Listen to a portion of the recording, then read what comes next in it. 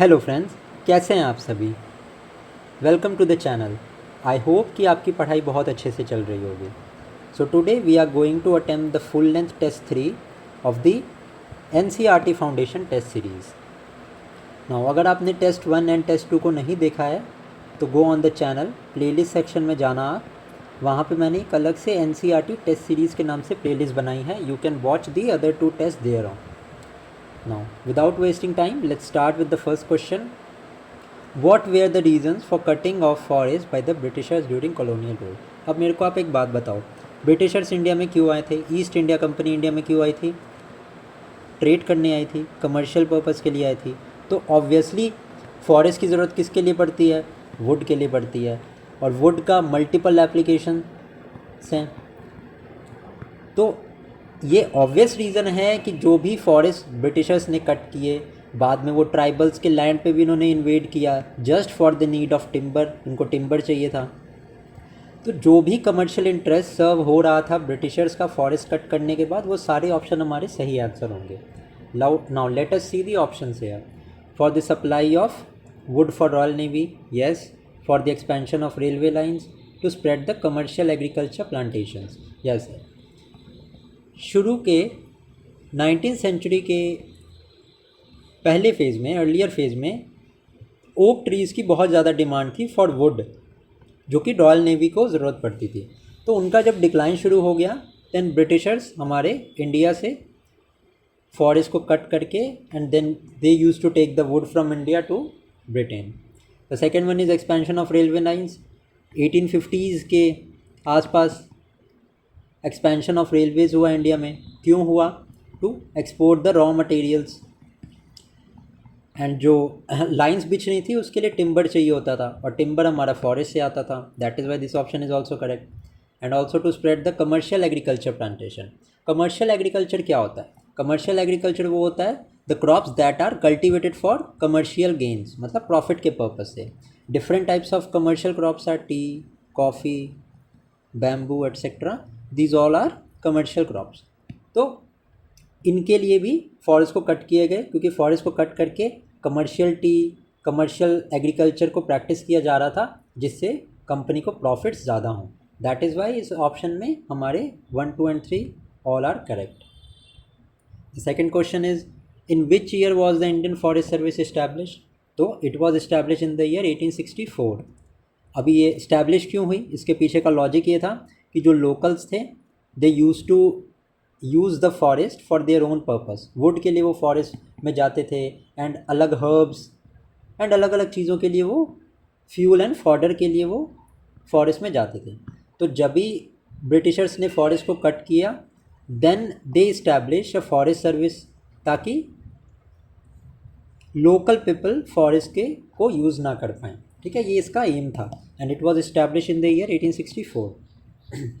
The third question is, consider the following statement regarding Imperial Forest Research Institute. It was established in Dehradun in the year 1905. ये statement हमारा गलत है। It was established in the year 1906 and the method taught here was called scientific forestry. अब scientific forestry का क्या मतलब होता है? अब इसका पहले मतलब समझो। Scientific forestry का मतलब ये होता है कि वैसी जगह जहाँ फॉरेस्ट एंड ट्री का प्लांटेशन एक साथ हो एंड प्रॉपर मैनेजमेंट हो। अब ये साइंटिफिक फॉरेस्ट्री का क्या एम था? आई ऑलरेडी टोल्ड यू कि ब्रिटिश के कमर्शियल इंटरेस्ट थे इंडिया में। ठीक है, तो एक टाइम पे फॉरेस्ट एंड ट्रीज़ का होना wood ensure a regular timber और wood supply to the East India company. That is why methods of scientific forestry वहाँ पे पढ़ाया जाता था, ताकि टिम्बर जो कि अबंडेंस में नीड था ईस्ट इंडिया कंपनी को, उसकी सप्लाई इंश्योर की जा सके। ठीक है, दैट इज़ वाई हमारे 3 का यहाँ पे बोथ आंसर होगा।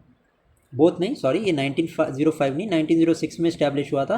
That is why our second statement is the right answer है। Now fourth one is, correct statement बताना हमें regarding the forest act of 1878।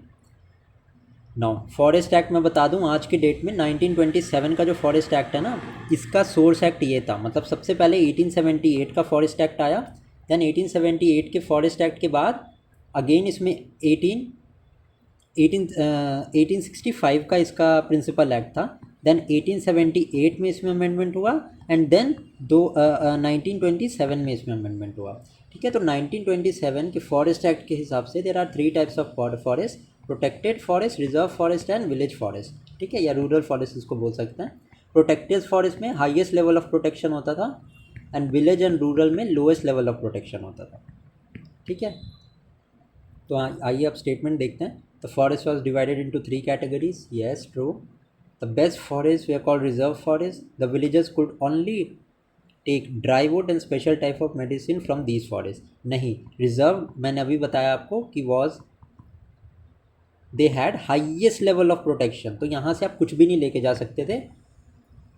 जब रिजर्व फॉरेस्ट से आप कुछ भी नहीं लेके जा सकते हो। प्रोटेक्टेड में कुछ लिमिटेशंस होती हैं एंड विलेज में ज़्यादा लिमिटेशंस नहीं होती हैं। ठीक है, तो रिजर्व फॉरेस्ट से तो आप कुछ भी लेके नहीं जा सकते थे। That is why second statement is wrong, हमारा A only is the correct answer. Now next question is shifting cultivation. Jhum cultivation को we also known as shifting cultivation, और ऑल ओवर द वर्ल्ड इसके अलग अलग नाम हैं। फॉर एग्ज़ाम्पल लद्दाख हमारे south east Asia countries जैसे मलेशिया, इंडोनेशिया, म्यांमार, थाईलैंड, ये साउथ ईस्ट एशिया का पार्ट है। फिलीपींस ना, इस रीजन में shifting cultivation is known as Ladakh. Milpa हमारे सेंट्रल अमेरिका के कंट्रीज जैसे वेनेजुएला हो गया, पराग हो गया, ठीक है, कोलंबिया हो गया, कोलंबिया तो नहीं, कोलंबिया तो साउथ अमेरिका में आता है, तो सेंट्रल अमेरिकन की कंट्रीज़ को हम मिल्पा बोलते हैं वहाँ पे। चितमेनी इट इज़ अफ्रीकन एंड चीना is in Sri Lanka. That is Y 5 का हमारा सही आंसर सी होगा। Now Y where the European forest rangers against shifting cultivation. अब शिफ्टिंग कल्टिवेशन क्या होता था? Shifting cultivation was a traditional way, ये एक ट्रेडिशनल वे होता था कल्टिवेशन का, which was practice by the nomadic and local tribal peoples, है ना। तो जब भी फॉरेस्ट कट हुए, फॉरेस्ट रेंजर्स को अपॉइंट किया गया, जिन्हें यूरोपियन फॉरेस्ट रेंजर बोला गया। अब ये अगेंस्ट इसके क्यों थे? अभी ये ऑप्शन ही हमें आंसर बता देंगे। ठीक है, the land under shifting cultivation became unfavourable for production of timber. बिल्कुल सही बात है, ब्रिटिशर्स को तो टिम्बर से मतलब था, मैंने ऑलरेडी बताया आपको। तो बिल्कुल वो क्यों चाहेंगे कि प्रोडक्शन कम हो, तो इसीलिए अगेंस्ट थे।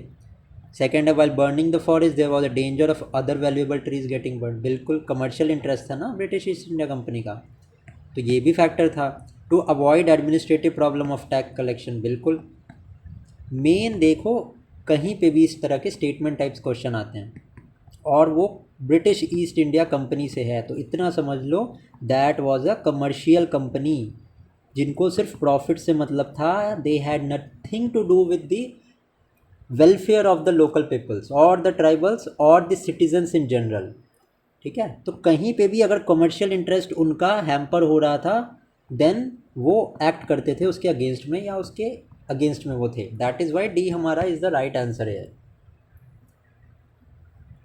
Now the 7th question is what were the effects of British taking government control on the forest trade. अभी मैंने आपको बेसिक कंसेप्ट बताया, खुद से आप इस क्वेश्चन को ट्राई करो मेरे वाले लॉजिक से, देखना you will be able to answer it easily. इसमें आपको एनसीईआरटीज़ की भी ज़रूरत नहीं है। एक बेसिक कंसेप्ट मैंने बताया आपको कमर्शियल इंटरेस्ट का, स्टेटमेंट्स को पढ़ो, मैच करो and you will be able to answer all of the questions. ठीक है, so let's see the statement here.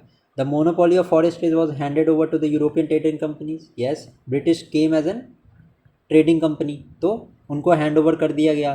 क्यों? कि भैया हमें प्रॉफिट ज़्यादा होगा। A ban was impose on hunting and grazing of animals by the local people. Yes, obviously उन पर कंट्रोल किया गया। And some nomadic communities were forced to work in mine and plantation. Yes, plantation तो होता था forest को cut करके। So local people were well aware of their forest areas, that is why they were forced to work in the plantation to cater the commercial needs of the company. That is why 1 2 3 all of these are the correct answer है। Now 8th हम देखते हैं, देवासारी और मान का क्या मतलब है। So these are the tribal agricultural practices. अपने नोट्स में कुछ मत करना आप, देवासारी या मान ऐसे करके बना लेना एंड लिख लेना ट्राइबल एग्री प्रैक्टिसेस, ठीक है, your notes will be completed. Now ये एक बहुत इंटरेस्टिंग क्वेश्चन है। Consider the following statement regarding the blandongdiensten system, ठीक है। तो ये सिस्टम क्या था? अरे भैया इसका तो हमने कभी नाम ही नहीं सुना, ठीक है। लॉजिकली देखने इस क्वेश्चन को कैसे सॉल्व कर सकते हो। This system was started by British in Bastar. अगर मान लो इस तरह का कोई भी system which is related to tax and revenue अगर ब्रिटिश ने किया होता तो हमने कहीं ना कहीं तो पढ़ा होता। इस तरह का कोई सिस्टम ब्रिटिश ने इंडिया में इस्टेब्लिश ही नहीं किया। एक्चुअली में ये सिस्टम क्या था कि जैसे ब्रिटिश ने हमारे इंडिया में रूल किया वैसे डच ने इंडोनेशिया जावा का रीजन रूल किया, ठीक है। तो वहाँ पे क्या करते थे डच पहले कि टैक्सेस इम्पोज करते थे वो एग्रीकल्चरल लैंड्स पे, ठीक है। और जब ये उनको लगा कि ये ज़्यादा सक्सेसफुल नहीं है, डायरेक्ट टैक्स से हम उतनी रेवेन्यू नहीं हो रही है, तो उन्होंने क्या एक अल्टरनेटिव किया कि कुछ विलेजेस को उन्होंने एग्जेम्प्टेड कर दिया टैक्स से। उन्होंने डच ने बोला विलेजेस को कि ठीक है भाई हम आपसे टैक्स नहीं लेंगे, ठीक है। आई एम सॉरी, उन्होंने बोला कि हम आपसे टैक्स नहीं लेंगे, लेकिन इसके एवज में आपको क्या करना पड़ेगा? तो इसके एवज में विलेजर्स को हेल्प करना होगा डच को ट्रीज कट करने में, क्योंकि उनको वुड चाहिए था। तो ये एक्चुअली में इस सिस्टम को ही हम बोलते हैं, ठीक है। Now let's see the question here, ये statement here. The system was started by British in Bastar. This is wrong, it was started by Dutch in Java. I hope एक बेसिक अंडरस्टैंडिंग मिल गई होगी आपको। देखो हमने ब्रिटिश के बारे में इंडिया के रिस्पेक्ट में पढ़ा, ये जो सिस्टम था this is related to Dutch, ठीक है, इन जावा। बस फ़र्क इतना ही है, कमर्शियल इंटरेस्ट तो सेम ही है, क्योंकि जिसको पैसा कमाना है भाई वो तरीके तो सेम ही होंगे ना, ऑपरेशन का, कोलोनियलाइजेशन का। The ways are the same, ठीक है, means are different but the target is same always in a colonialist economy. Now in this system, exchange for exemption from rent to the villagers, they will be provided with the free wood or carrying buffaloes. Yes, this statement is true. 9 का हमारा only B is the right answer. Now the next is, what is Sarna, Devarakudu, Kan and Dry? सो ये जो थे these where the sacred garden for tribal people. अपने notes में इसको बस add कर लेना, ज़्यादा बॉदर करने की ज़रूरत नहीं है। नाउ पेस्टोरल कम्युनिटीज़ के नाम दिए गए यहाँ पे एंड उनके रिलेटेड फैक्ट हमसे पूछा है। नाउ इसको भी नोट्स में ऐड कर लेना, कुछ पता नहीं होता, पेपर जब डिफ़िकल्ट बना है तो हो सकता है एनसीईआरटी से ये कम्युनिटीज़ एंड ट्राइबल कम्युनिटीज़ की चीज़ें को उठा के वो बोल दें। तो गोला कम्युनिटी जो है हमारी, it is related to the areas of Karnataka plus Andhra Pradesh, ठीक है। कर्नाटका एंड आंध्रा के रीजन में थी एंड इनका क्या काम था, दे रियर्ड काउज एंड बफेलोज। तो 1 का तो हमारा बी हो गया, ठीक है। Now the second is Kurumans community. तो जो कुरुमन्स होते थे ये शीप्स एंड गोट्स को रियर करने का काम करते थे, तो बी का हमारा ए हो गया।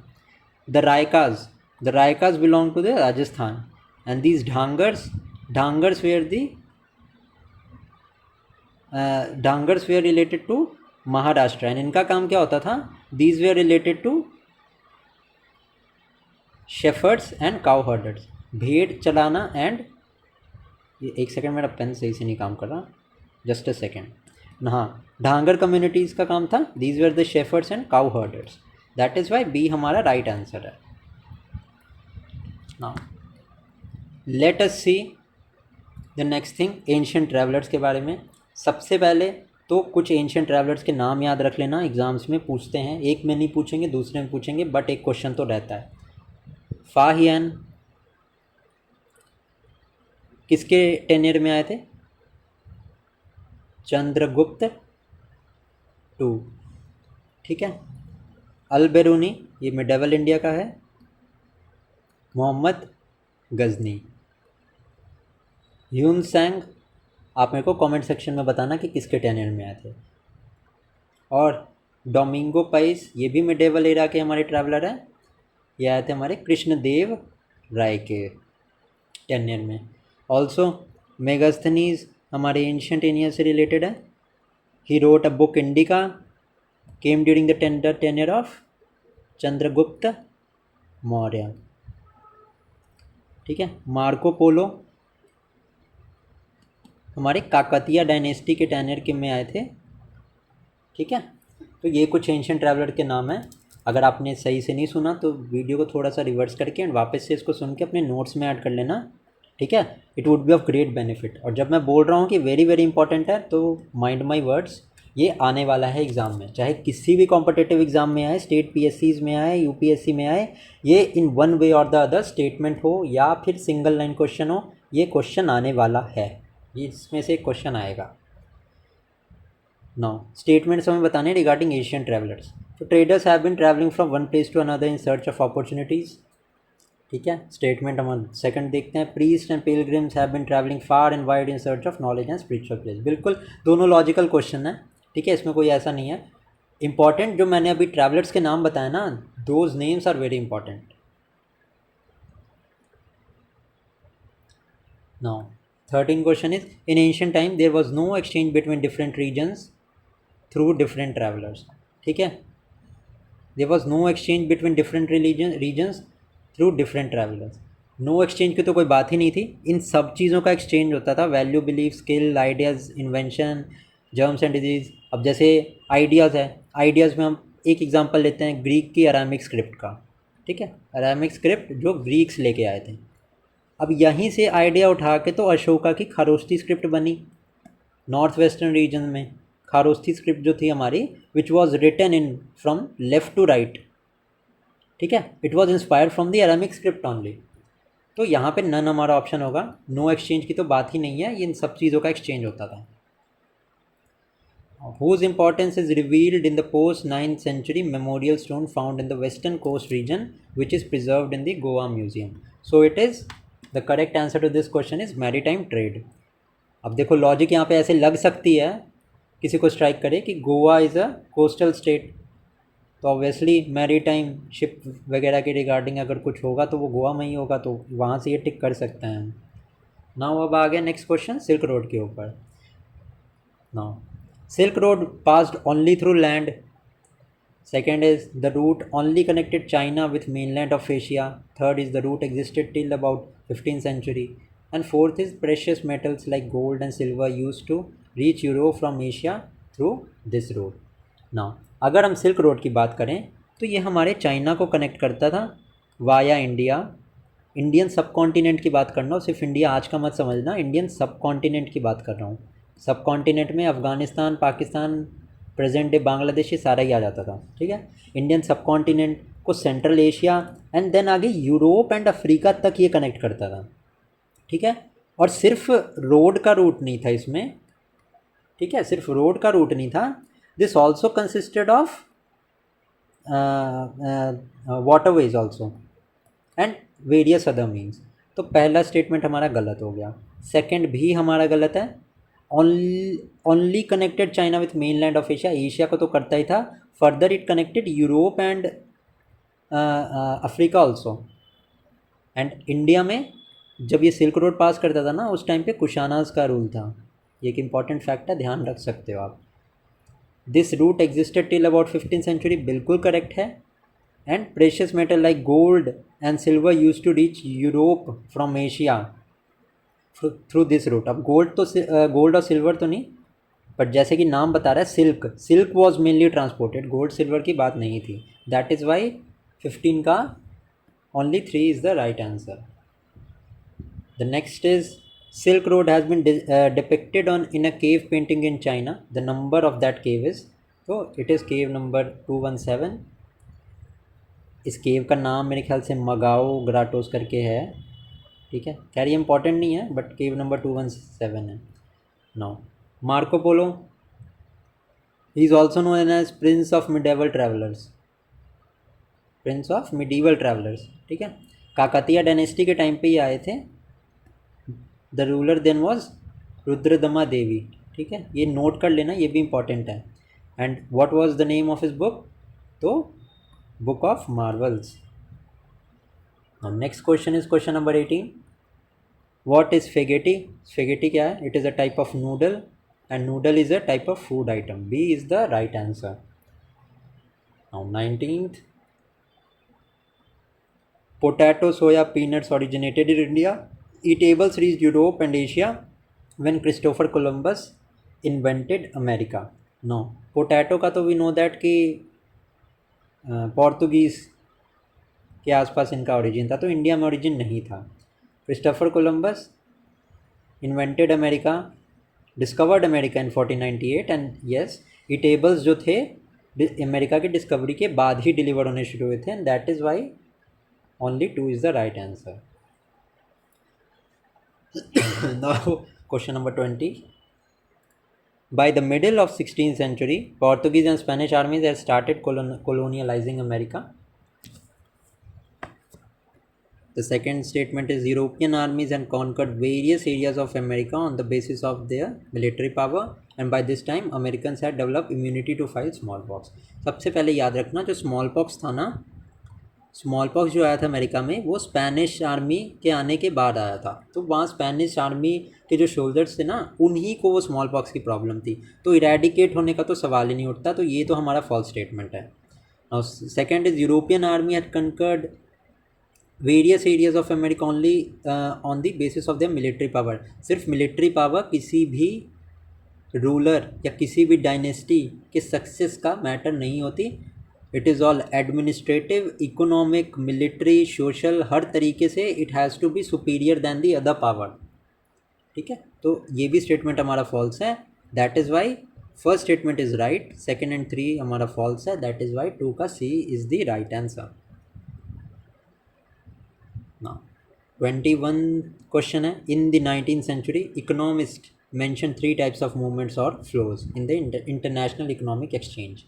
Now 19th century इकोनॉमिक्स की बात की जाए तो father of economics who is Adam Smith, इन्होंने मॉडल की बात की, या कैपिटलिस्टिक मॉडल. एंड वहाँ पे जो यहाँ पे इन्होंने इकोनॉमी के टाइप की बात की ना, so this economy was based on trade, capital and labor. कि इन तीनों फैक्टर्स का आपस में जो फ्लो है वो बना रहना चाहिए to ensure the economy is working fit and fine. तो trade, capital and labour, these 3 are the types of movement. Land की मैंने बात अभी नहीं बताई आपको, दैट इज़ वाई लैंड यहाँ पे गलत है. तो ओनली 3 वाला तो ऑप्शन हमारा गलत हो गया, and that is the reason why 1 and 2 is the right answer. Now question number 22, let's see. In which year did the colonial government pass the Criminal Tribes Act? So the Criminal Tribes Act was passed in the year 1871. अब इस act के क्या features थे कि इसमें artisans, traders, shepherd's, इनको outrightly सीधा सीधा इनको क्रिमिनल्स डिक्लेयर कर दिया. एंड इनको बोला गया कि आपका movement within the city और within the area is banned, आपको परमिट लेना पड़ेगा मूवमेंट के लिए. So this was the types of atrocities that were committed by the colonial government of that time. May it be any region, India हो, Africa हो, हमारा south east Asia हो, कोई भी रीजन हो, जितनी एट्रोसिटीज़ इन्होंने कमिट की हैं, डायरेक्टली एक एक्ट बना देना, उनके मूवमेंट को रिस्ट्रिक्ट कर देना, ये कहीं से भी this was not human practice. ठीक है, 1871 इसका आंसर है बाय द वे. हाँ, 23rd में देखते हैं. ग्रेजिंग टैक्स क्या होता था? As the name suggest, grazing tax मतलब कि जो आपके भेड़, बकरी एंड जो नोमैटिक्स हैं, उनके जो भी जानवर खेतों में जाके अगर वो चर रहे हैं तो that is subject to tax. मतलब ब्रिटिशर्स का ये था कि कहीं से हमें बस रेवेन्यू आ जाए, चाहे कुछ भी हो, कहीं से भी करो, एनिमल्स कुछ करें, एनिमल्स गंदगी करें, एनिमल्स खाएं, सब पे टैक्स लगा दो, बस टैक्स आना चाहिए, पैसा हमें कमाना है.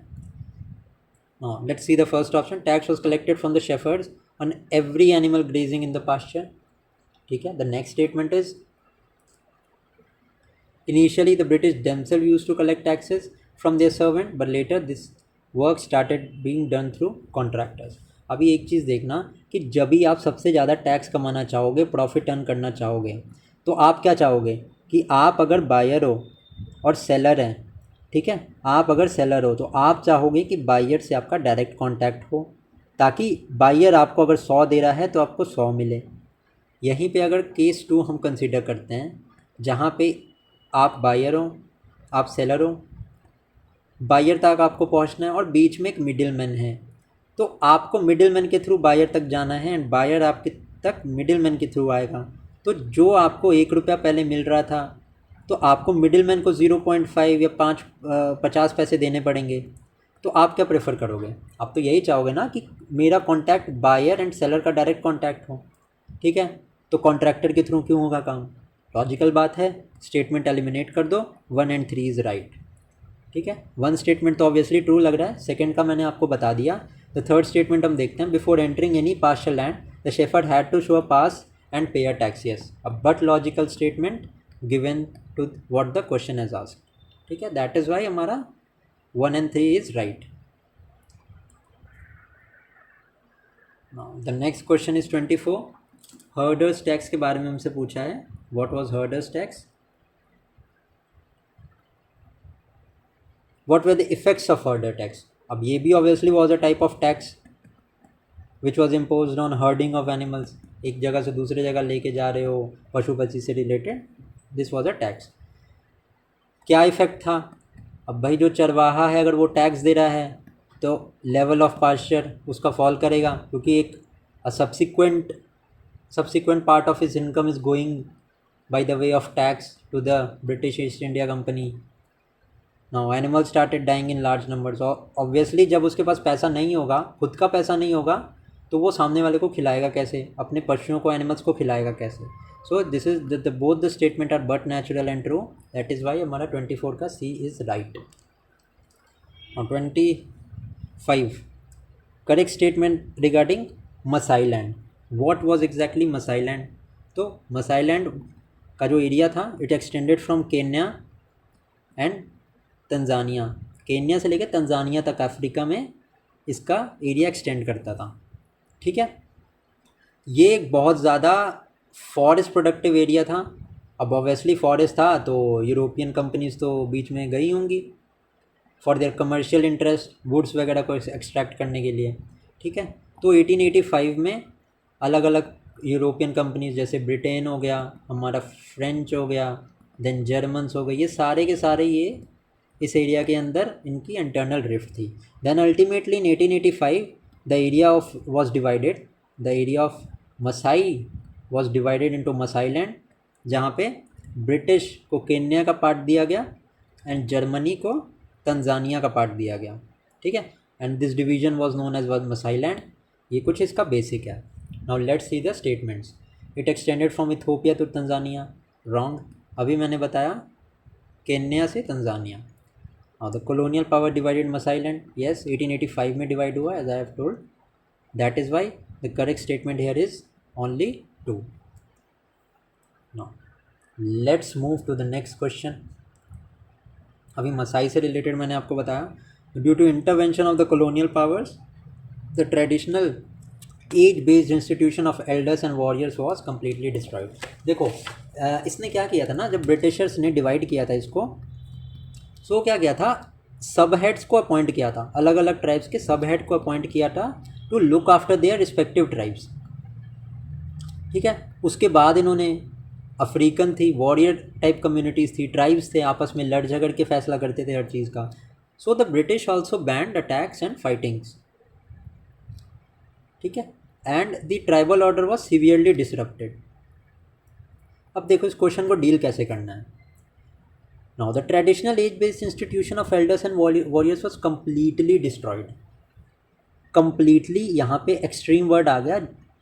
मैंने आपको ये एक्सट्रीम वर्ड्स की लिस्ट टेस्ट 1 एंड टेस्ट 2 में बहुत डिटेल से कराई है। मैंने बताया कि how to identify the extreme statements, ठीक है? तो यहाँ पे एक्सट्रीम स्टेटमेंट आ गया। अगर एक इंस्टेंस भी यहाँ पे फाइटिंग और अटैक और वॉर का होता तो this statement will be the wrong statement, ठीक है? तो कभी भी ऐसा एक्सट्रीम स्टेटमेंट कोई नहीं देता है। That is why the statement is wrong. मतलब डिसरप्ट हुआ था, डिसरप्ट ऑब्वियसली हो सकता है बट नॉट कम्प्लीटली डिस्ट्रॉयड, ठीक है?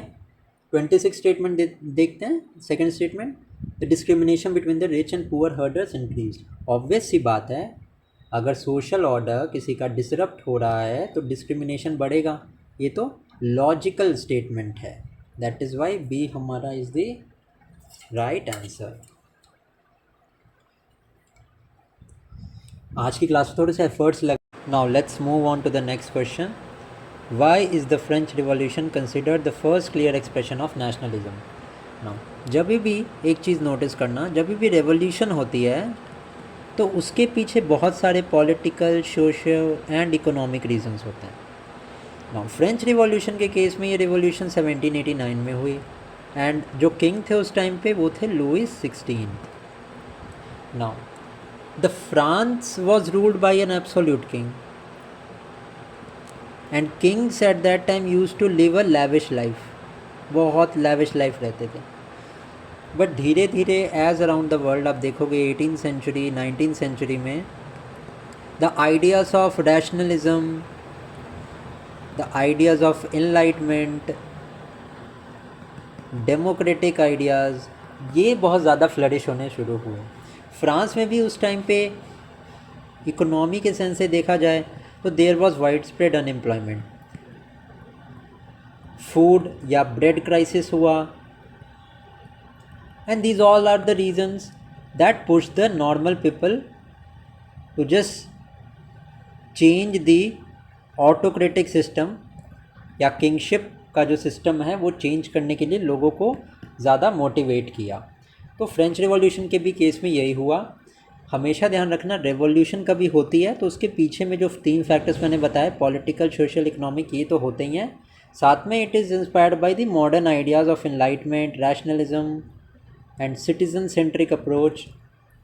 Now let's see the options that are given here.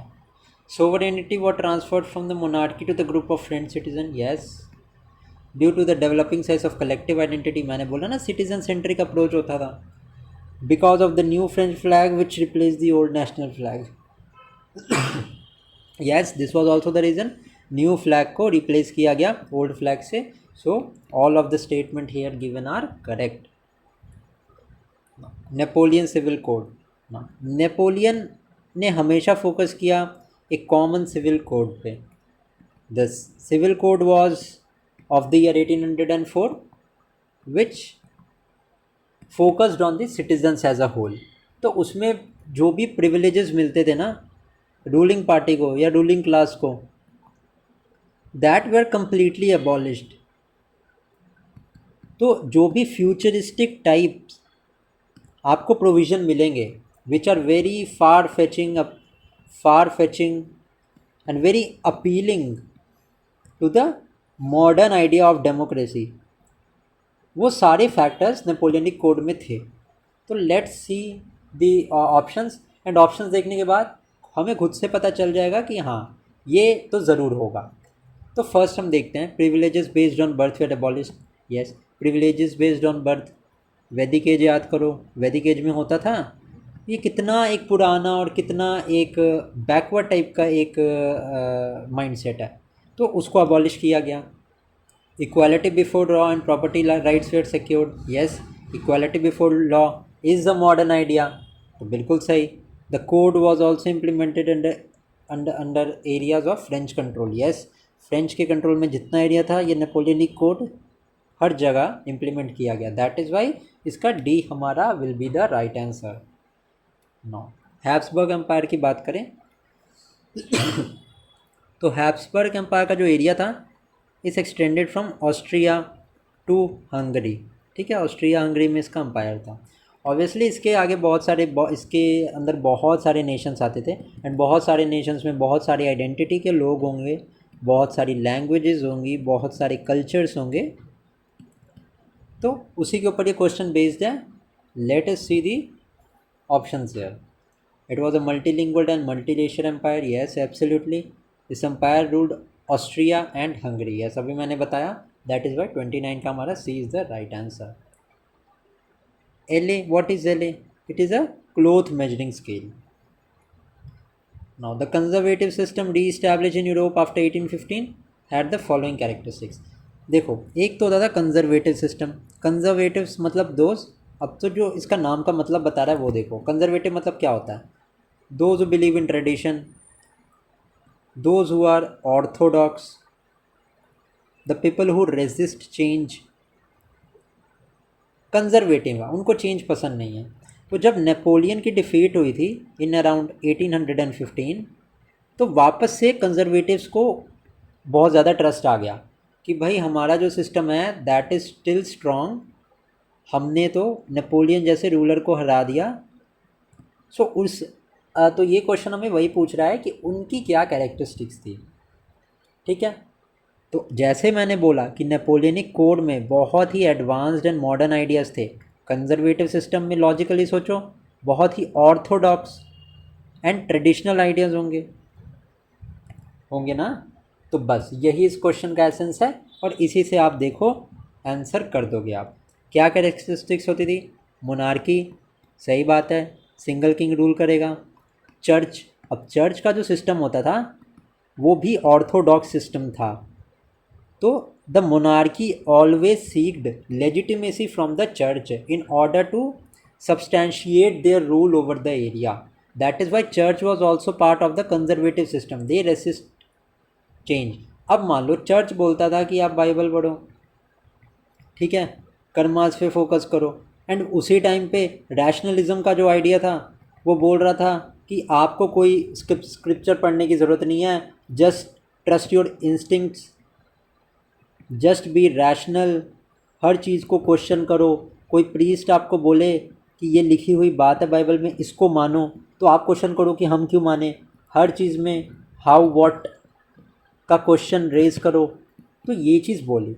तो चर्च भी हमारा कंजर्वेटिव सिस्टम में था टू मेंटेन सोशल हायरार्की। अभी सोशल हायरार्की फॉलो होगी तभी तो हमारा पुराना सिस्टम चल पाएगा ना, जैसे बर्थ बेस्ड प्रिविलेजेस, तो ये तीनों तो थे। Now bringing private property under the control of state, बिल्कुल नहीं, स्टेट का कोई प्राइवेट प्रॉपर्टी नाम की तो चीज़ ही नहीं होती थी। वो तो चाहते थे कि सारी प्रॉपर्टी तो अंदर स्टेट कंट्रोल हो, प्राइवेट प्रॉपर्टी का कोई कंसेप्ट ही नहीं होता था, कलेक्टिव प्रॉपर्टी होती थी। दैट इज़ वाई 4 ऑप्शन हमारा गलत है यहाँ पे, and the correct answer is 1, 2 and 3। Now next question is regarding Giuseppe Mazzini. It is related to, he is related to Italy. ठीक है, ये हमारे इटली से रिलेटेड है। The next thing is unification of Italy कब हुआ था? Important question है। ये हुआ था 1871 में। ठीक है, एंड जनवरी 1871 के अराउंड में जर्मनी का भी यूनिफिकेशन सॉरी, जर्मनी का भी यूनिफिकेशन हुआ था। नाउ मैज़ीनी के बारे में कुछ फैक्ट्स आपको बताऊं कि he was born in Genoa in 1807। ठीक है, he was a member of secret organization का नाम था Carbonari. Also he is established two different organization. First one was young Italy in Marseille, and the second one was Young Europe in Berne. Okay, now let us see the question here. He became a member of the secret organization Carbonari. Yes, he founded 2 more underground organizations. The first one was Young Italy in Bern, and second was one Young Europe in Marseille. Wrong, Young Italy हमारा Marseille में था and Young Europe हमारा Berne में था, तो इसने बस options को रिवर्स कर दिया। ठीक है, that is why second one is wrong, 32 का only 1 is the right answer. Now 33, whom did the Metternich describe as most dangerous enemy of our social system? Obviously जब 2 रूलर्स में फाइट होती है तो एक का जो स्टैंड होता है, the stand of first one is completely different to the stand of second one. तो जब हम इटली के केस में मैज़ीनी की बात करें तो प्रोडक्टिव एंड मॉडर्न आइडियाज से भरा हुआ था ये इंसान, and on the other hand the Metternich who at that time ruled Italy conservative ideas को फेवर करता था। नाउ मैटर्निक इटली से रिलेटेड है तो किसके बारे में बोला होगा? मैज़ीनी। तो मैज़ीनी हमारा राइट आंसर है, 33 का बी इज़ राइट।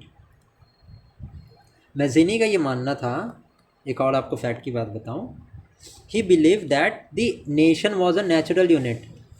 नेशन एक नेचुरल यूनिट है that was created by God.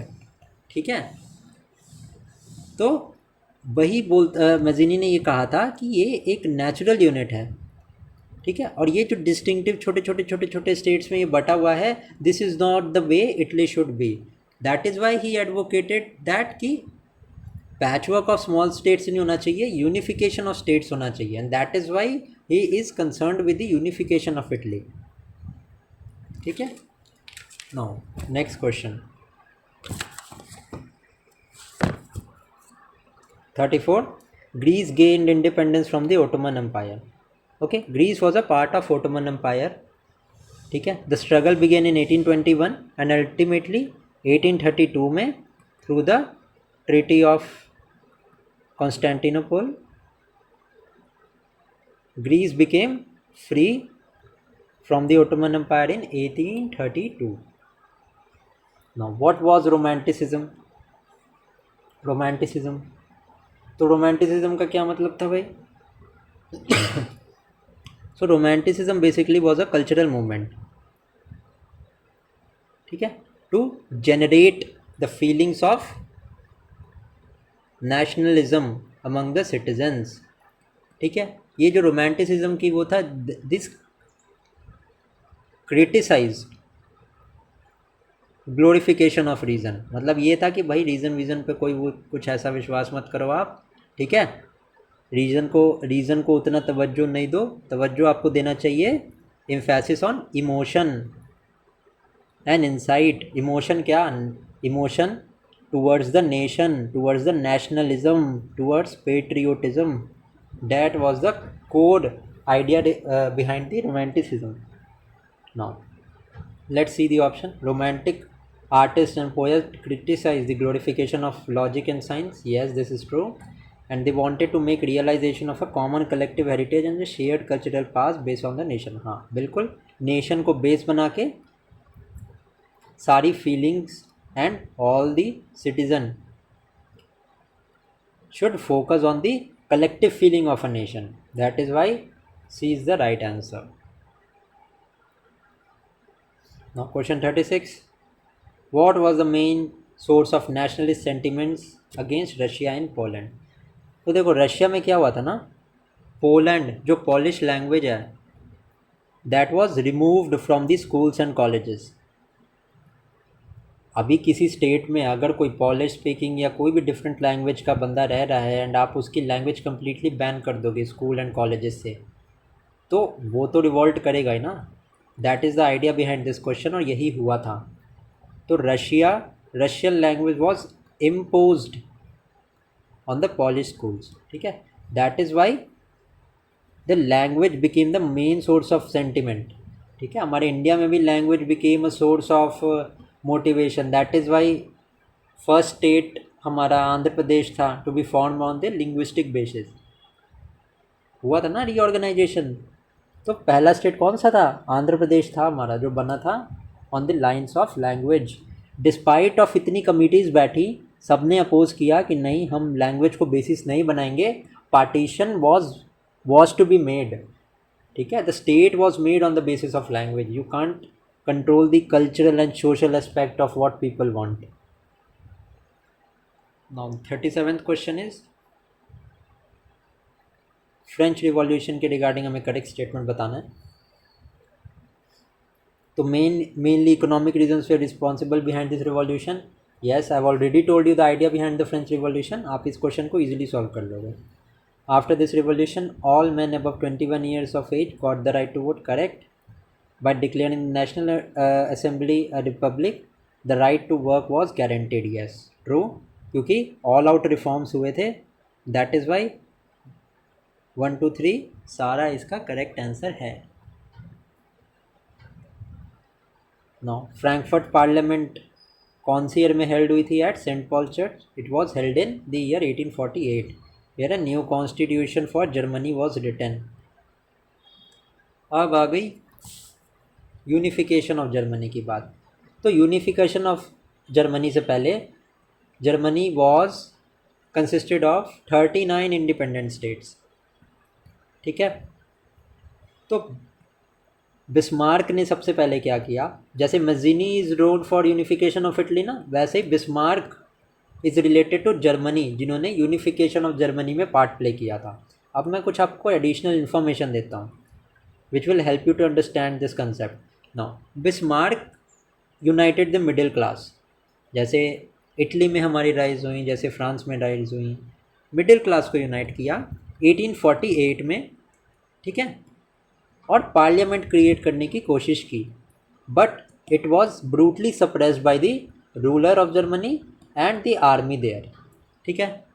Then क्या किया, फिर बिस्मार्क जब वो फेल हुआ, then Bismarck what did he do, उसने प्रोशिया के लैंड ओनर्स की, बिग लैंड ओनर्स की हेल्प ली, बिग लैंड ओनर्स की, ठीक है, एंड बिग लैंड ओनर्स के हेल्प से उसने यूनिफिकेशन ऑफ जर्मनी किया। नाउ 7 साल में प्रशिया ने लीड ली for the unification process, and Bismarck की पॉलिसी है एक blood and iron, this is very famous in the international relations and the international history में, दिस वर्ल्ड हिस्ट्री में बहुत इंपॉर्टेंट है ये blood and iron policy Bismarck की, ठीक है। तो प्रूसिया ने 7 साल में 3 वॉर किए, ऑस्ट्रिया, डेनमार्क एंड फ्रांस के साथ, एंड अल्टीमेटली 1871 में, ठीक है, यूनिफिकेशन ऑफ जर्मनी हुआ। This is the whole idea behind unification of Germany. Now let's try and attempt the question that is given here. Otto von Bismarck unified Germany with the help of Austrian army and bureaucracy, ठीक है। No, I already told you, Austrian army का तो कोई role ही नहीं था, role था भी तो प्रोशिया के लैंड ओनर्स का था, लैंड ओनर्स का, that is why the statement is wrong. Second is during 7 year Austria won 3 wars with Prussia, Denmark and France, बिल्कुल नहीं, ऑस्ट्रेलिया को यहाँ पे इंटरचेंज कर दिया प्रोशिया से। Prussia led the process of the unification of Germany, and Prussia ने 3 war किए थे ऑस्ट्रिया, डेनमार्क एंड फ्रांस के साथ, which ultimately led to unification of Germany in 1871. That is why दोनों स्टेटमेंट हमारे गलत हैं। D will be the right answer to this question. I hope आपको समझ में आया होगा ये। Now 40th में यूनिफिकेशन ऑफ इटली को मैंने आपको थोड़ा सा एक्सप्लेन किया है पहले ही। Let us see the options here now. Straight away to the question. Giuseppe Mazzini tried to make Italy a republic through revolutionary movement. Yes, he made 2 organization, young Italy, young Europe. Young Italy कहाँ बनाई थी, Marseille में बनाई थी, and young Europe कहाँ बनाई थी, Berne में बनाई थी। Obviously first statement is correct. Minister in chief कावोर who believed in democracy manage to defeat the Austrian forces in 1859 through a clever diplomatic treaty between France and सार्डिना Piedmont. तो mount minister जो थे count Cavour, he was not neither a believer of democracy, neither a believer of monarchy, ठीक है, he was a neutral person। Second statement हमारा गलत है, ठीक है। Under the leadership of गिउसेप गैरिबल्दी a large number of armed volunteers took part in the war. Yes, this is absolutely right. Second statement is wrong. हमारा C will be the right answer. Let's move to question number 41. When was Ireland incorporated?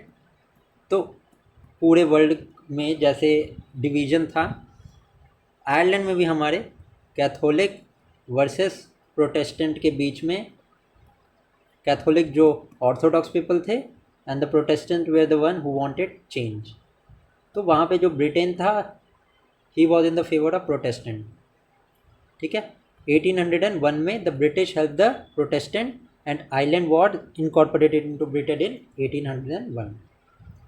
Now first world war 1919 में जब हुआ, Indian society पे क्या impact हुआ? अब war का क्या इम्पैक्ट हो सकता है सोसाइटी में, आप बताओ। वॉर तो अल्टीमेटली जब भी होगा तो बर्डन तो नॉर्मल पीपल पे ही पड़ेगा ना, तो उसका रिज़ल्ट क्या होगा? टैक्स इंक्रीज़ होगा, शॉर्टेज ऑफ फूड आइटम होगी, क्योंकि food items will be redirected to the war zone and the army which is participating in the war, and also soldiers मरेंगे तो सोल्जर्स का ज़बरदस्ती फोर्सिबली रिक्रूटमेंट भी किया जाएगा।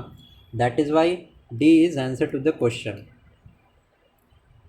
रोलेट एक्ट के रिगार्डिंग हमें फॉल्स स्टेटमेंट जाना है। Rowlatt act was in 1919 against the sedition act अब सेडिशन एक्ट क्या था या रॉलेट एक्ट क्या था?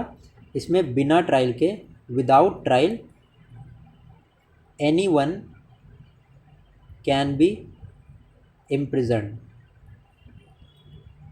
एंड ये एक बहुत ब्लैक लॉ था, ठीक है। इसके अगेंस्ट में 13 अप्रैल 1919 जलियांवाला बाग को प्रोटेस्ट हो रहा था against the arrest of Satyapal किचलियो, ठीक है, एंड एक और जन थे, मैं नाम बोल रहा हूँ, उनका अरेस्ट हुआ था अंडर द सेडिशन एक्ट या रॉलेट एक्ट आप कह लो, ठीक है। तो उसके अगेंस्ट में ये लोग प्रोटेस्ट कर रहे थे when bullets were fired by General O'Dwyer, जिसमें बहुत से लोग मारे गए थे। हमें फॉल्स स्टेटमेंट देखना है।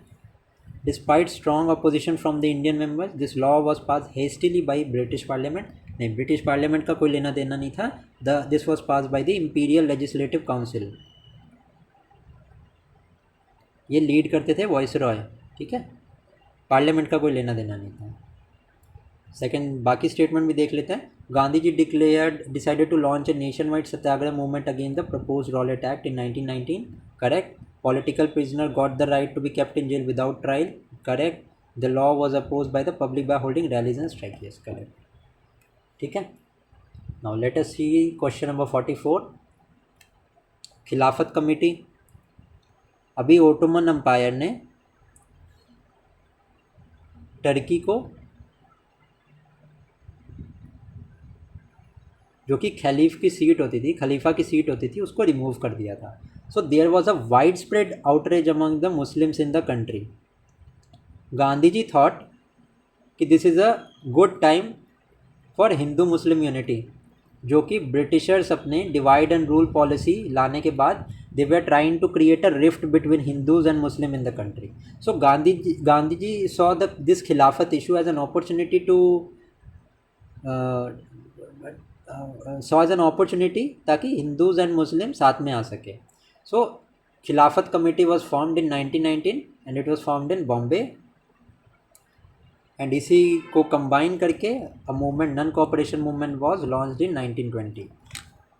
अब the next question is when did Mahatma Gandhi road Hind Swaraj? तो Hind Swaraj was written in the year 1909, ठीक है। Next question is none cooperation movement के रिगार्डिंग है। 1920 में ये मूवमेंट हुआ था।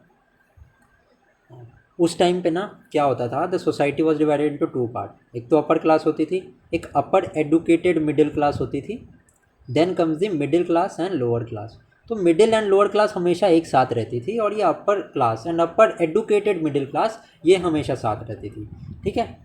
तो generally upper class and upper educated middle class always favoured the policies of British, whereas middle class and the lower class who were always opposing the British due to there policies, क्योंकि tax का burden majority इन्हीं लोगों पे पड़ता था, ठीक है।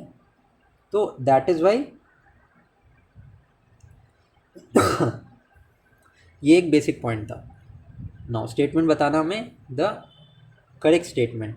The movement was started by the urban middle class, yes, urban middle class ने स्टार्ट किया था।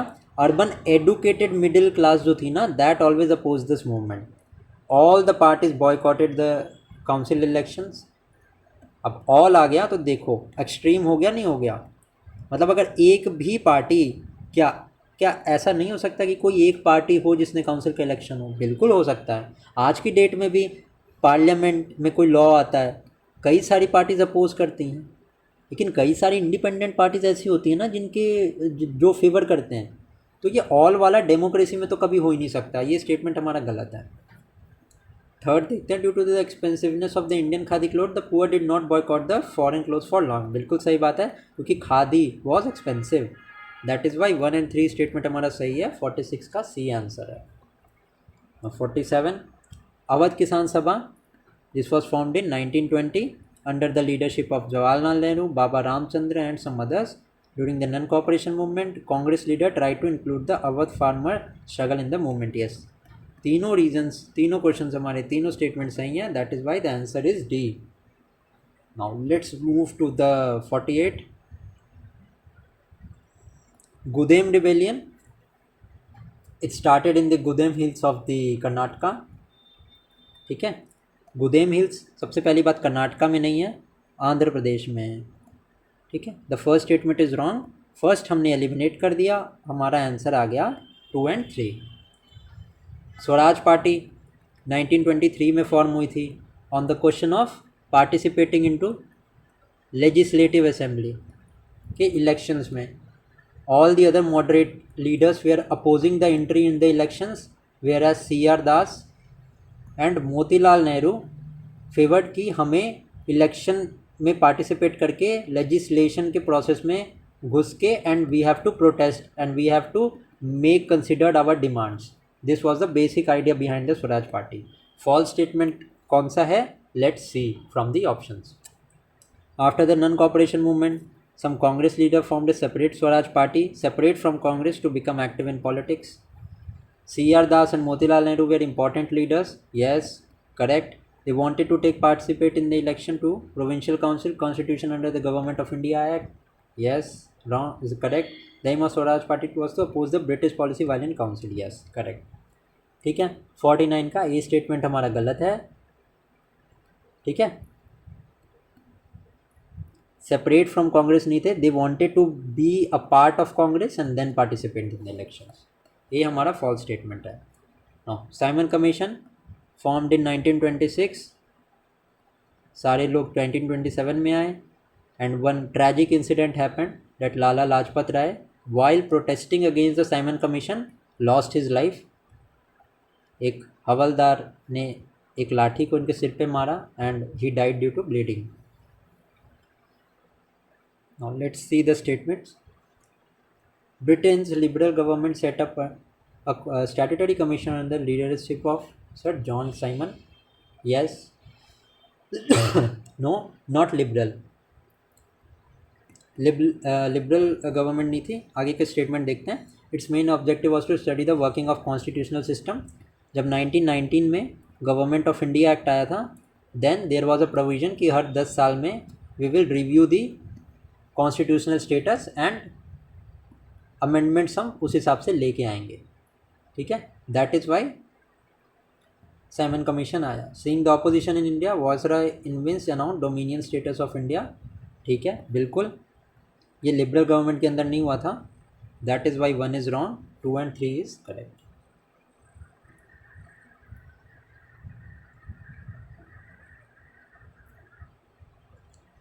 When did the Gandhiji sign the agreement with Irwin withdrawing the civil disobedience movement? 5 मार्च 1931। कुछ कंडीशंस थी गांधी जी की जो सर लॉर्ड एडविन ने मानी थी and then Gandhi ji decided to participate in the second round table conference. उसके पहले 3 राउंड टेबल कॉन्फ्रेंस का प्रोविज़न था जिसमें फर्स्ट और third was not attended by Congress. Second, ये गांधी विन पैक्ट के साइन होने के बाद सेकेंड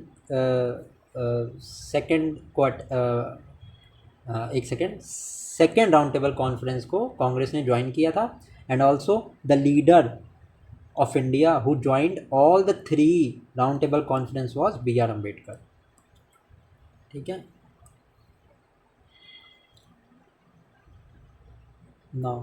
नो रेंट कैंपेन क्या था कि हम रेंट नहीं देंगे।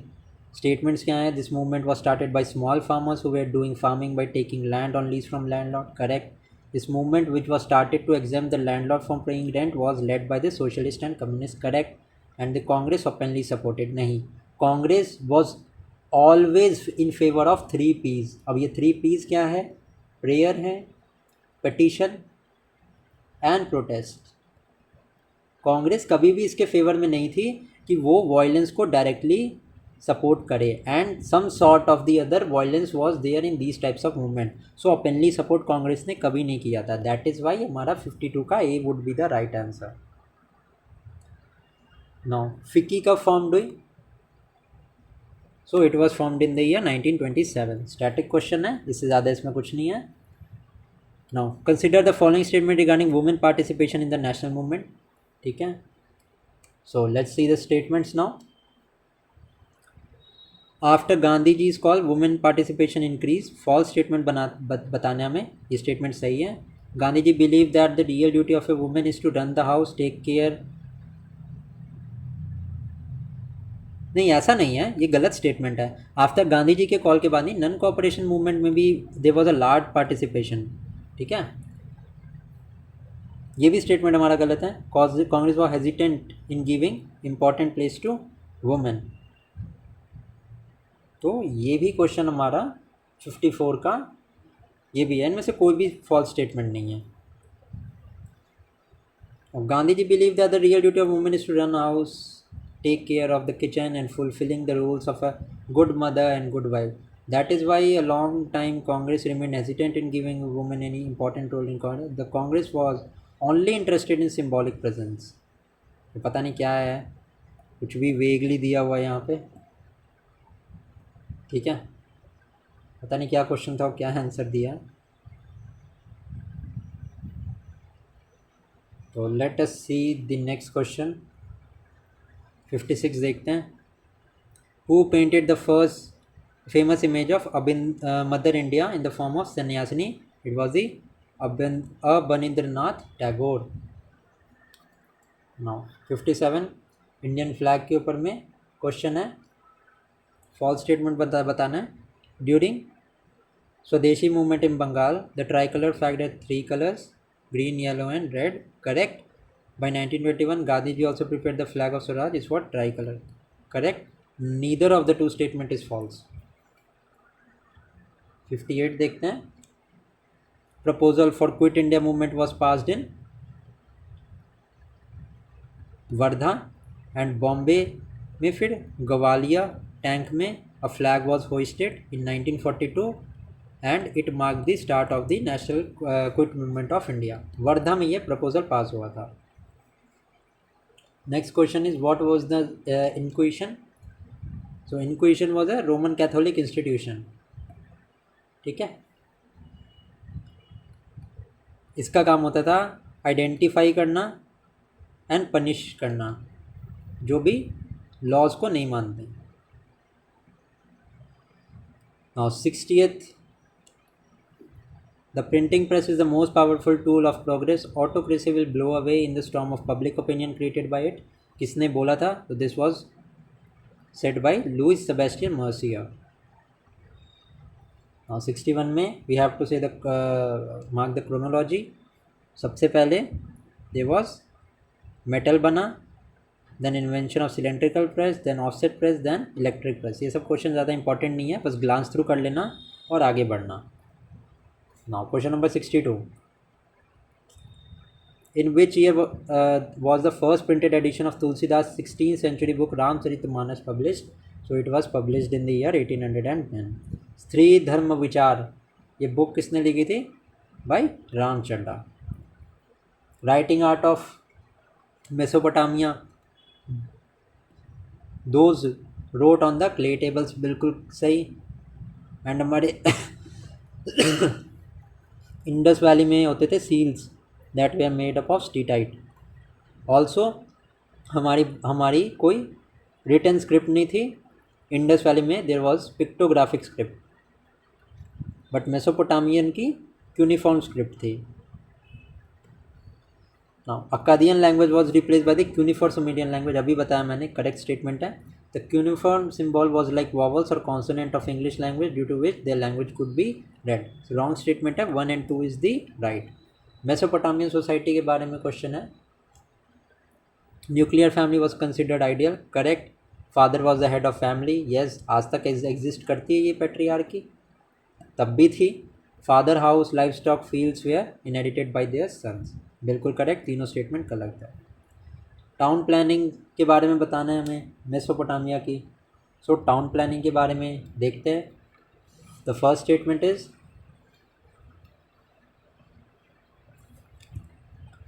The town planning of system was strong in Mesopotamia. Correct. Arrangements were made for draining like Mohenjodaro. It is also correct. The light inside the room did not come from the window but from the open door. देखो एक चीज़ बताता हूँ आपको, ये सारे ऐसे इस तरह के जो क्वेश्चंस होते हैं ना, ये ना फोर्सफुल क्वेश्चन है, इनका कोई सेंस नहीं बनता है।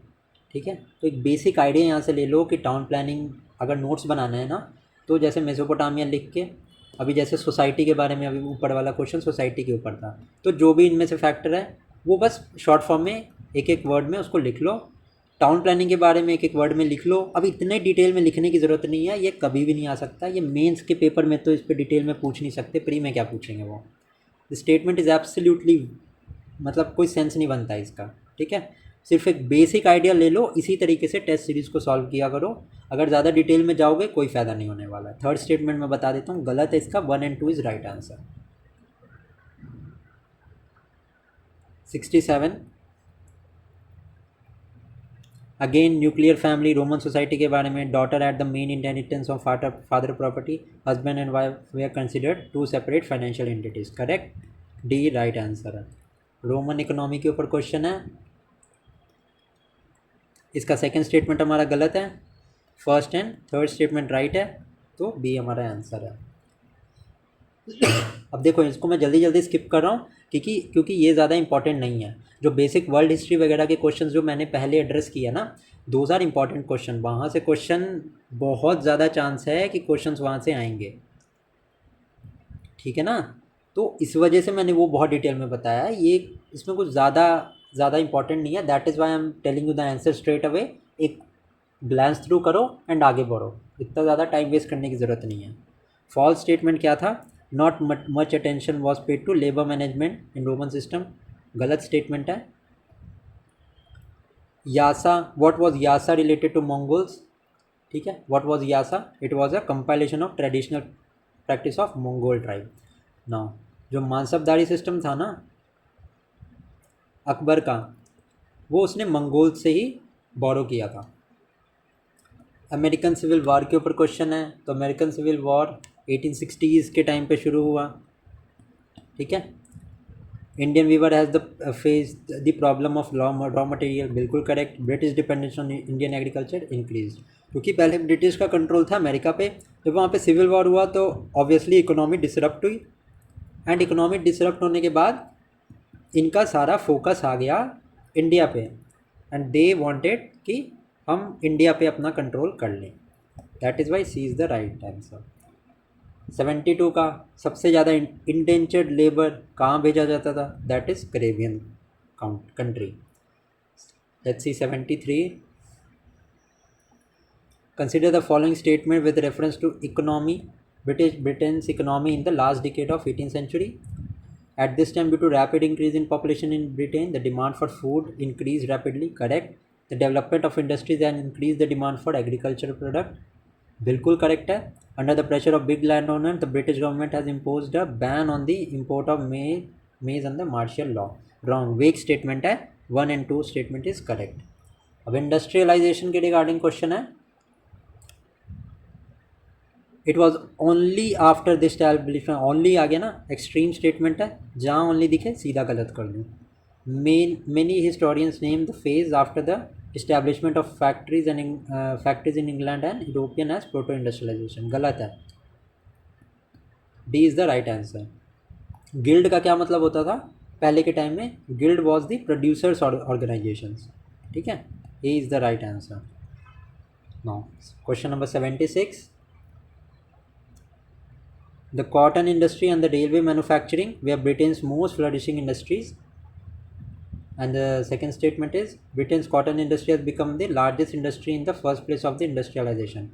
Second statement सही है, first गलत है, only 2 is the right answer. ऐसे ही 77 का second statement गलत है, 1 and 3 is right. Now 78 का both the question is correct, सी हमारा सही आंसर है। पूर्ण स्वराज की डिमांड 1929 के लाहौर सेशन में हुई थी, and the president of this session was Jawaharlal Nehru, तो लाहौर इज़ राइट।